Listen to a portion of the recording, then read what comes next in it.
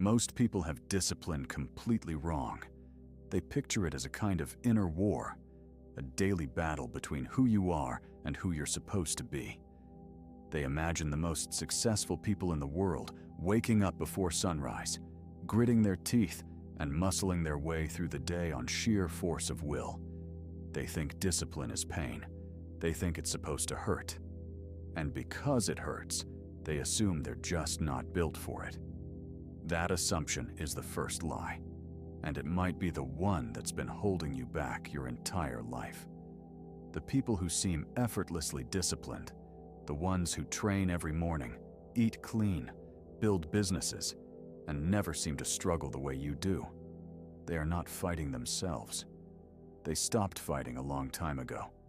What you're witnessing when you watch someone like that isn't willpower.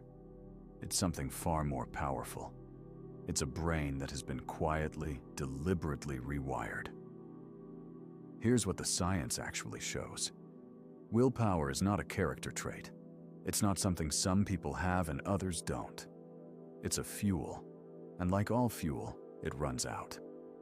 Every decision you make, every temptation you resist, every moment you push through discomfort draws from the same finite mental reserve.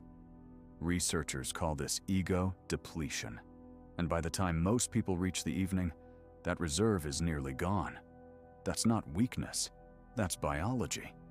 That's why the same person who ate perfectly all day finds themselves standing in front of the fridge at midnight. That's why the gym bag stays in the car after a brutal day at work. You weren't lazy, you weren't undisciplined, you were empty.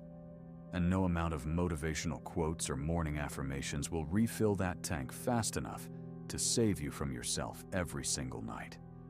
The answer is not to find more willpower. The answer is to build a life where you need less of it. The most disciplined people on earth have figured out something that most self-help books never tell you. Discipline is not an action, it's an identity. There is a profound psychological difference between someone who says, "I need to work out today," and someone who says, "I am someone who works out." One is a task, the other is a truth. One requires motivation, the other requires nothing, because you don't debate who you are, you just act accordingly.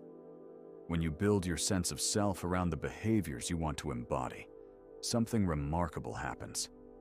Your brain stops treating those behaviors as obligations and starts treating them as expressions of who you are. The resistance doesn't just shrink, it disappears, because there was never a conflict to begin with.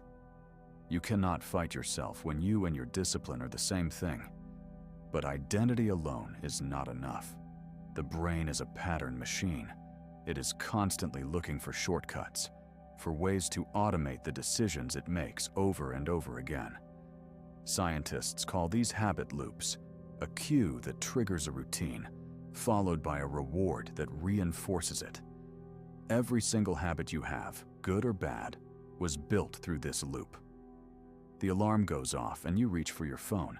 The work gets stressful and you reach for food. The evening comes and Netflix turns on. These aren't choices anymore. They're programs running in the background of your mind. The question is not whether your brain will automate your behavior. It will. It always does. The question is whether you are going to be intentional about what it automates. Start absurdly small, embarrassingly small. So small that the idea of skipping it feels more ridiculous than doing it. 1 page, 5 minutes, a single rep. Because the brain does not resist tiny things. And tiny things, repeated with ruthless consistency, carve grooves so deep in your neural pathways that eventually they stop being choices at all. Eventually, they become the way you simply move through the world.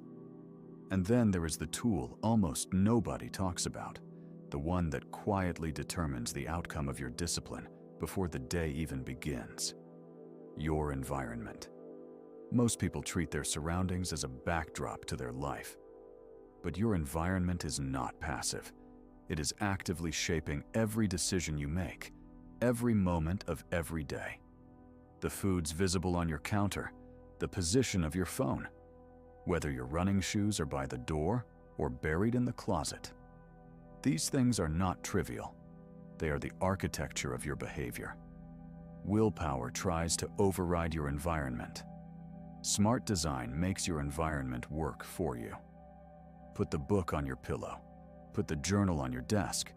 Put the fruit at eye level and the junk food out of reach. Make the right choice so easy it requires no thought. And make the wrong choice just inconvenient enough to pause before you make it. That pause is all you need, because in that pause, your identity, the one you've been quietly building, gets to speak first. Here is the part that nobody tells you, the part that gets lost in all the highlight reels and transformation stories. Discipline does not become effortless, not truly. There will always be mornings when the bed is warm and the alarm is brutal. There will always be moments when the easier path is right there, waiting. But here is what does happen. It becomes familiar. And there is an enormous difference between something being hard and something being unfamiliar. The first time you do anything difficult, it costs you everything. The second time, a little less.